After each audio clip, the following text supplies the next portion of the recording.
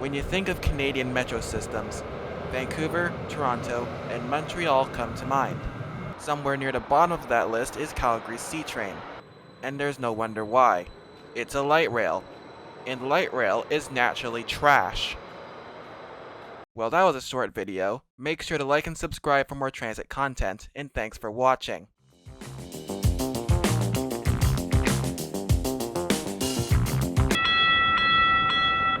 Okay, no. It is true that light rail systems are incredibly difficult to execute, as they present many problems. The C-Train does have a few quirks that presents a few advantages, and is better than your typical North American light rail system. So without further ado, let's break down the history, features, and evolution of the Calgary C-Train.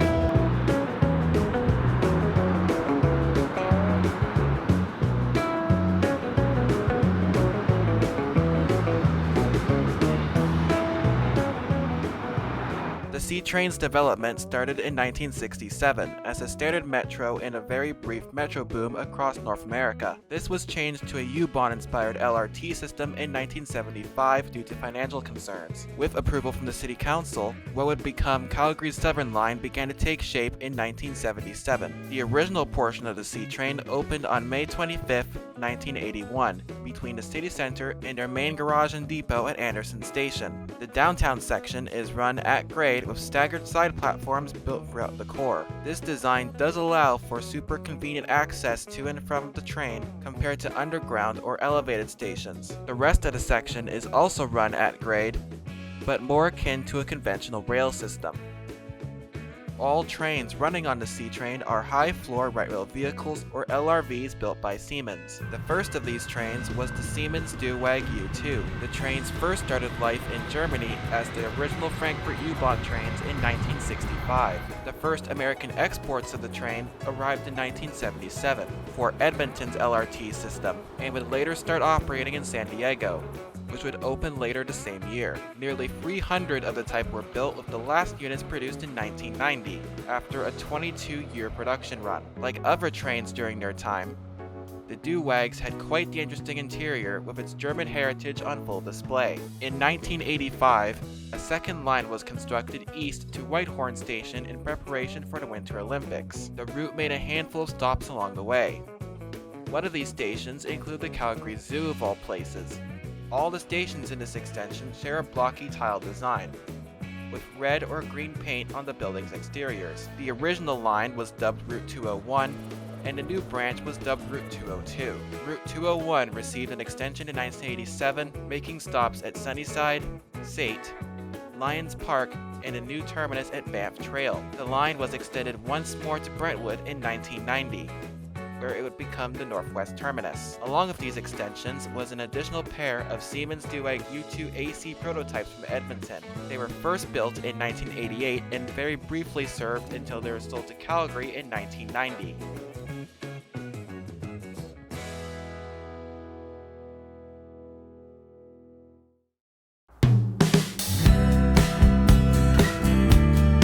Expansion started again in the early 2000s, with Route 201 extended 2 stops to Cannon Meadows and Fish Creek Lacombe stations.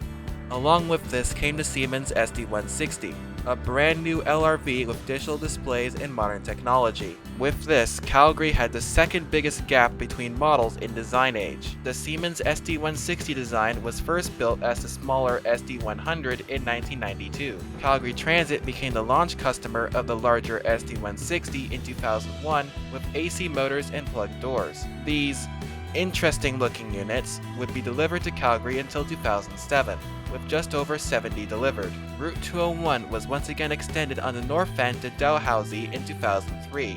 This was quickly followed by a southern extension, making 2 stops at Shaughnessy and the current southern terminus of the line, Somerset Bridlewood. Both of these stations opened in June 2004. Shaughnessy features a staggered side platform design. Compared to a standard side platform station, the platforms are not parallel with each other, allowing for a very interesting configuration of the station's entrance and exit. Somerset Bridlewood features a sloping wood roofline, which makes it have a more striking but minimalist appearance. This design method would later become the standard station design for modern C-Train stations moving forward.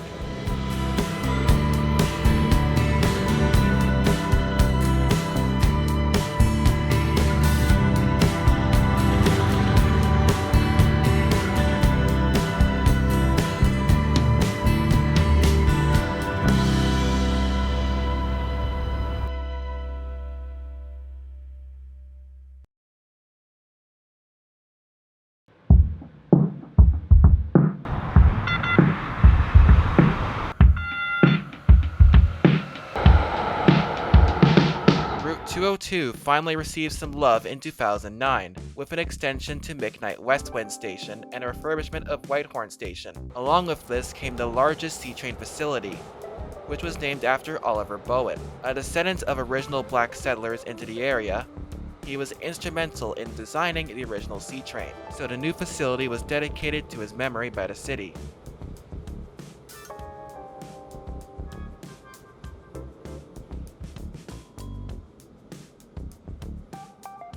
Oh, and Crowfoot opened this year. It became Route 201's newest northern terminus. Looks nice, but not as notable as Route 202's additions. 2012 was the biggest year for Route 202 and the C-Train as a whole, at least since the line's original opening. 8th Street West Station and Olympic Plaza Station were both closed permanently and replaced by new stations in the downtown area. Olympic Plaza was replaced by the current City Hall Bow Valley College Station, the busiest station on the system. The former 8th Street West Station was reconfigured into the current Downtown West Kirby Station, which would become a part of a 6-stop extension to its eastern terminus at 69th Street, with some notable firsts for the C-Train. Sunalta became the first and only elevated station on the system, and shares a very similar design to Huldom on Vancouver's Millennium Line. Further up the line is the C-Train's only underground station, Westbrook. This contrasts dramatically to its sister city, Edmonton, where most of its downtown stations are located underground. It acts more similarly to the Berlin U-Bahn. The extension features 2 hybrid stations at 45th Street and the terminus at 69th Street, where they're both below ground but not completely submerged, allowing for a very interesting appearance. The love for Route 202 doesn't end here, however, as the western portion received a 2-station extension into Fort Martindale in the current terminus of Saddletown. Wait, hold on. These stations look familiar. Isn't that just Shaughnessy and Somerset from 2004? Oh, they are! This is more than likely coincidental, as the routing of the south end of 201 and the west end of 202 are very similar. A track that goes through a residential area and terminates at the suburb's hub. Calgary's planners probably saw this and went, if it ain't broke, why fix it? And copied the design. This actually seems to be a theme with the system station design, which is actually admirable in some respects. A mistake that a few agencies have made is focus heavily on making sprawling or beautiful looking stations, only for them to be part of a system that's either broken or sees too little return for what the station is worth. Most, if not all, of Calgary's stations focus on functionality as their top priority before anything else, which is partly why Calgary's extensions get built in quick succession, but also why the stations look boring or basic. On top of the route expansions, 2012 also saw a new LRV. Kind of. Like the Mark IIs in Vancouver, the SD160 received a second generation model, the SD160 Next Generation. The SD160NG was introduced in 2009, once again in Edmonton. They feature the same technologies as the original SD160, but do feature a facelifted exterior and updated interior. It's terrible, but we'll get into that later. Route 201 received its final northwestern extension to date in 2014 to Tuscany. At this point, most of the city had been covered by the original C-Train, and there was nowhere left to extend. Yet. But there were parts of the city not covered by any rail line whatsoever, which is where the Green Line comes in. It is currently still under construction, and is promised to be as efficient as the original C-Train, using low-floor LRVs. That could be a mistake. By 2015, The Siemens Duwag U2s were over 30 years old and looking rather tired, so a new LRV was needed to replace the original C-Trains.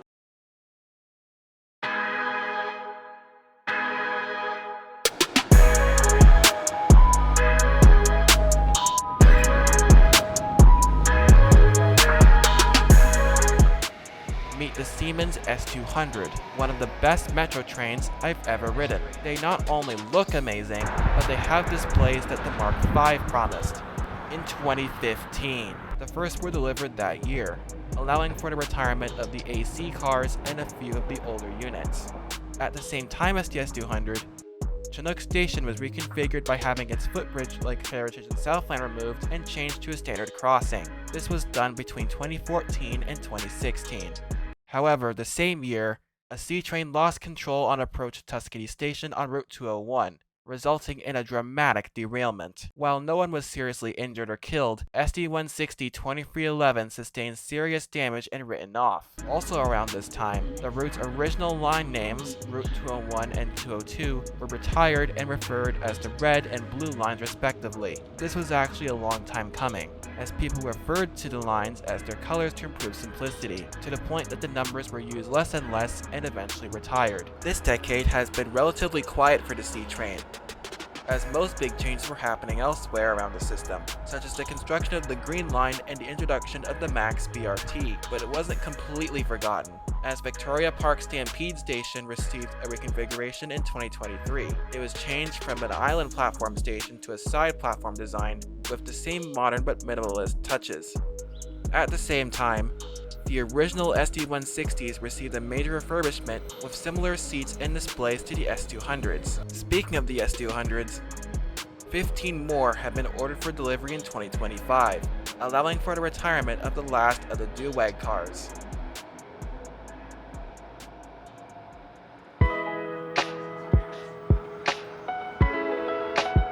And this is where we are with the original C-Train. Although it seems like no extensions are in the plans, there are two in the works currently. There is a 2-station extension planned for the northeast portion of the Blue Line, from Saddletown to 88th Avenue Northwest for $14.8 million. Another 2-station extension is being studied on the Red Line from Somerset Bridlewood to Silverado. Nope, not that Silverado. And 210th Avenue South with a storage facility. Both of these projects are in the conceptual stage at the moment, and will start construction in the next few years or so.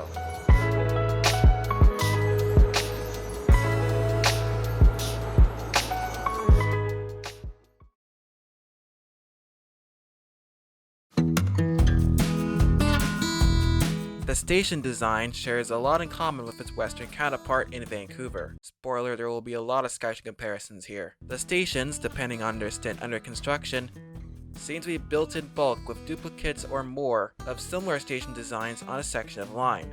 In the C-Train's case, the 4 stations between Anderson and Chinook shared the same architecture until their 2014 renovations. The same similarity is shared with the Blue Line stretch built between Whitehorn and Bridgeman Memorial in 1985. And every station from 2004 onwards was built with a similar minimalist design. The stations are simple, but effective for the most part, but there is one questionable cost-cutting measure here, and that is 39th Avenue. This is quite possibly the laziest station design I have ever seen. It has a lot more common with a bus exchange than a legit metro station. Other than that, most of the stations are functional and don't focus on looking too fancy. That doesn't mean there are a few quirky stations that exist.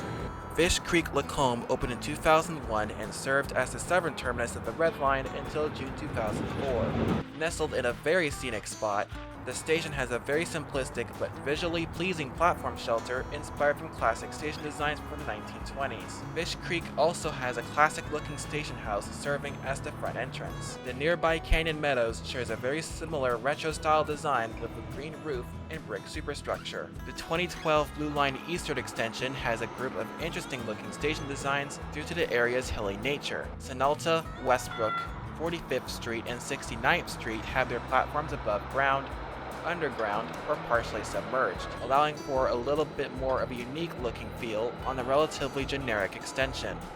It does beat the Canada Line's designs any day and most of the modern clones that exist on the Skytrain in current day.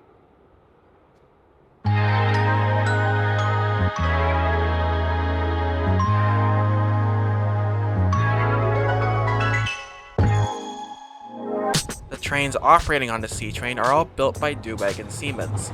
The Siemens Dewag U2 is the oldest train operating as the date of recording, but they could be retired by the time you're watching this. Or maybe not. The U2s were originally built for the Berlin U-Bahn system in Germany, and came in a time where Siemens North American division wasn't established just yet, so they were exported from Europe until Siemens San Diego facility was completed. The Siemens Dewag operate with DC power and sound very interesting, almost like a jet engine at higher speeds.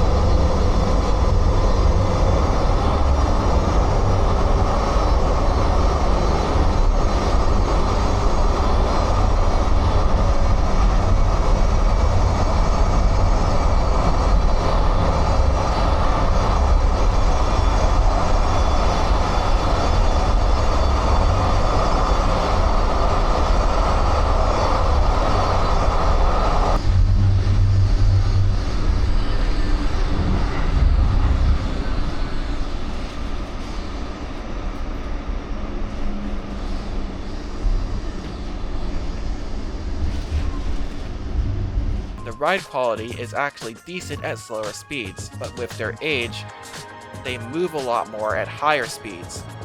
The U2s are very charming, as they showcase their 1960s U-Bahn roots, with their physical display screens, old-school streetcar doors, and original C-Train colors.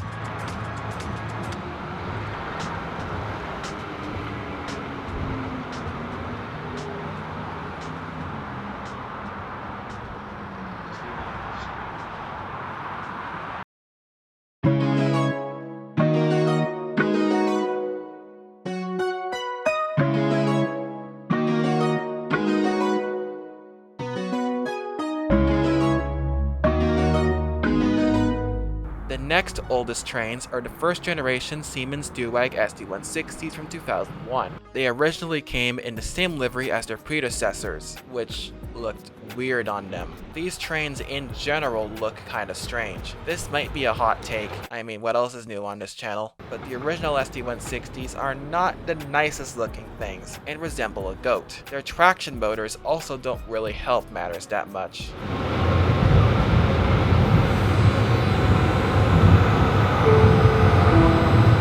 Sirocco Station. Doors normally open on the right.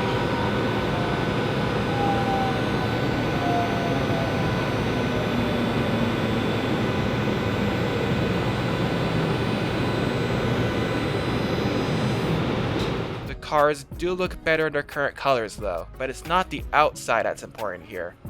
It's the inside. The SD160s were recently refurbished with newer LCD displays and seats from the newer S200s, and they have a very comfortable ride. Another change from the Siemens Dewag U2 was their bell. It was changed from the physical bell on the U2s to the current E-bell that we see today. Calgary's original generation of SD160s continued delivery until 2007, as they served as added capacity to the expanded Red Line and existing Blue Line. A few years after the first gen was introduced, Edmonton introduced the second gen SD160 Series 8 LRVs in 2007. These units would later be introduced in Calgary in 2010. The next gens look worlds better compared to the originals, with a restyled front end and accents on the roof, an upgrade that would later come to the older gen. Something that wasn't improved over the original generation, however, is the interior. Just look at it. It's soulless. Almost all the tech is identical to the previous gen SD160s, with the exception of the screens, which haven't been touched. After the original SD160s, these guys are next, and a change to the seating layout isn't really a bad idea either. The newest trains on the C-Train system are the Siemens S200s.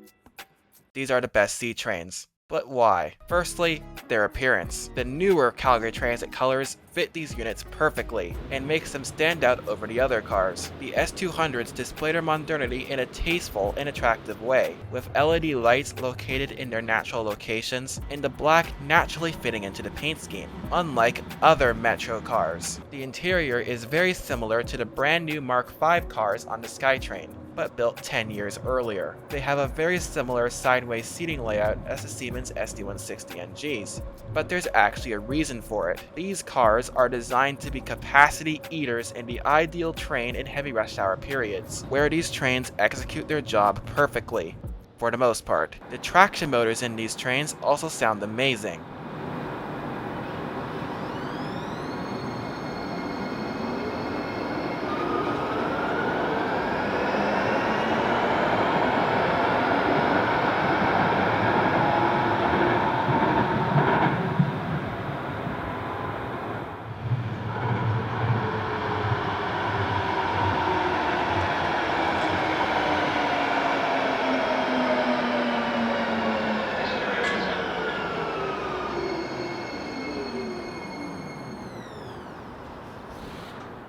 They may not be the coziest trains to ride on, but the S200s are the best looking and potentially the most versatile train in the fleet. A total of 69 have been delivered so far, with a further 15 on order. With the delivery of these units and the return of the refurbished SD160s, the final remaining U2s will be retired after a 45+ year career.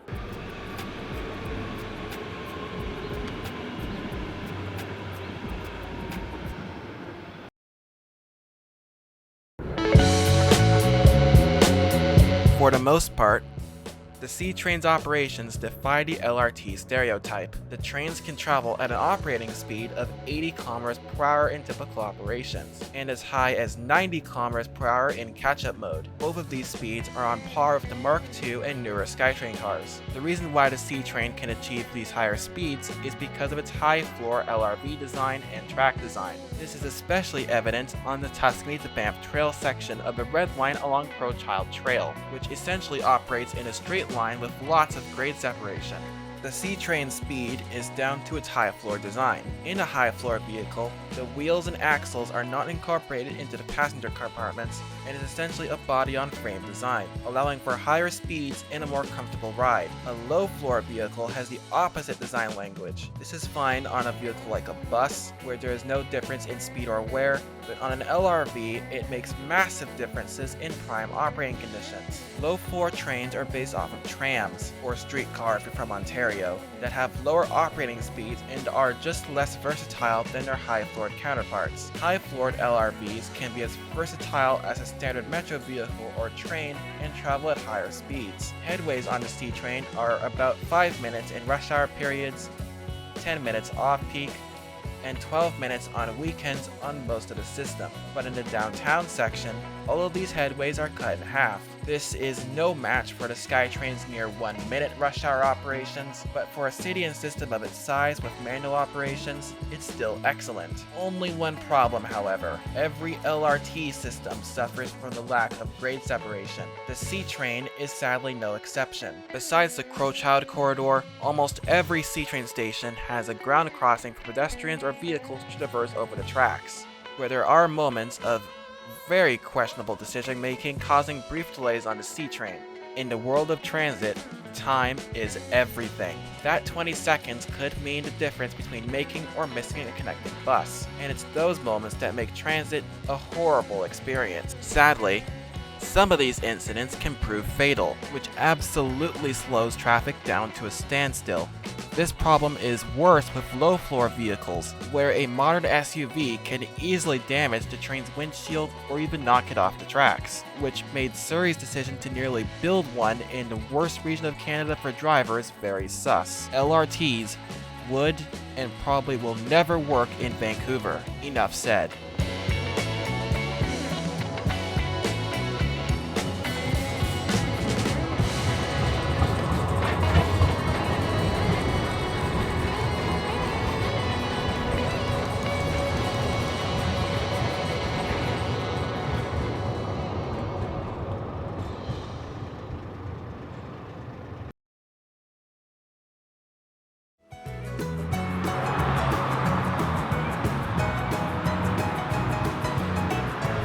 Calgary C-Train is a very pleasant surprise for a system its size. It's not as efficient as the SkyTrain, or has the legacy of the Toronto subway, but it should be recognized as an LRT system done right. The stations are not too complicated, but still look decent and function reasonably well. The trains are very reliable and more versatile than the SkyTrain in some scenarios, and operations are comparable to other metro systems of its kind, even despite its systematic flaws, and will continue to operate as one of Canada's 2 efficient Albertan U-Bahns for decades to come.